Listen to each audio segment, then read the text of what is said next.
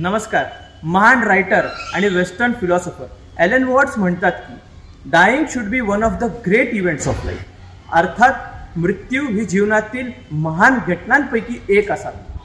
मग जिथे ही अंत्यविधी पार पडते ती जागा कशी असावी? अशी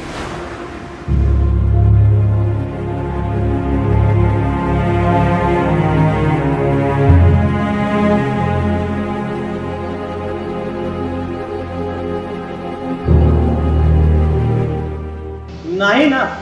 जसं आपल्या भारतीय संस्कृतीमध्ये जन्माला जेवढं पवित्र मानलं जातं, महत्वाचं समजलं जातं, तेवढंच महत्वाचं आणि पवित्र मृत्यूलाही मानलं जातं. मग जिथे अंत्यविधी होतो त्या ठिकाणाला आपण मोक्षधाम असं म्हणतो. कारण जिथे अंत होतो तिथूनच एक नवीन सुरुवात होते.